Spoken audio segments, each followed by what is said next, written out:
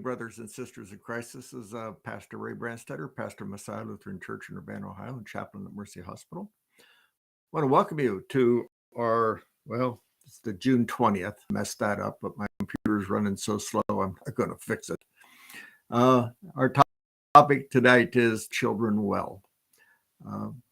Most of you probably have heard, probably many times, the song by Harry Chapin, Cats in the Cradle. Cats in the Cradle, The Silver Spoon, Little Boy Blue, and the Man in the Moon. It's a song about a man who, in his earlier life as a father, didn't have time to spend some time with his son. Didn't have time to teach him how to play baseball, didn't teach him how to do things in life. He was always too busy. And yet his son grew up admiring his father and mimicking his father. And then in the later life, as the father was wanting to spend more time with his son, the son was too busy with stuff, with his own kids, with life, with his job, in order to spend time with his father. And you can hear in Harry's voice the sadness of that lost opportunity. And it's true, children mimic us. As children, we watched our fathers, and as we grew up, we tried to mimic them, or whether we tried to or not, we did quite often. It was just the way we thought people were supposed to behave. It's also said that if we don't teach our children about Jesus, the world will teach. If we don't teach our children to follow Jesus, the world will teach them not to follow Jesus. That's why faith formation, or what we used to call Sunday school, is so important. And over the last year since COVID ended, we have seen a slight increase in young children at Messiah. Most of us are celebrating that. We got Nova, our neighbor, whose parents have joined, and we also have a young lady who is about 7 years old, who comes with her great-grandparents. And of course, she can only come when she is with her great-grandparents. Like a lot of children in our world today, they play musical weekends with time with their father, with their mother, and so on and so on. And she has really begun to love coming to church. Her great-grandparents tell me that she's up and ready to go on Sunday morning before anybody else in the house is. And we let her light the candles. Of course, I do a children's sermon.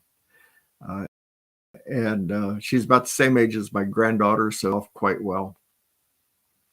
Little Nova, for the most part, it's only being a little over a year old, is pretty quiet. When she's not pretty quiet, Dad takes her out.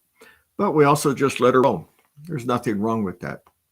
The idea of sacred space where children should be barred just isn't the practice anymore. At least it's not my church. It's their church too. And these young folks aren't the future of the church. They are the church. And what's great is that they are getting introduced to it at an early age, where church will become they do on Sunday morning. For the little girl, she knows she spends the night at great grandma and grandpa's. On Sunday morning, they're going to get up and come to church. Unfortunately, in our world today, so many parents, even if they do it, don't introduce children to the church until confirmation age, which is 6th, 7th, 8th grade. And remember what you were like in the 7th grade. If all of a sudden you're being introduced to church every Wednesday night and having to go on Sunday morning and take sermon notes, all it does is fills you with anxiety and regret and anger and resentment.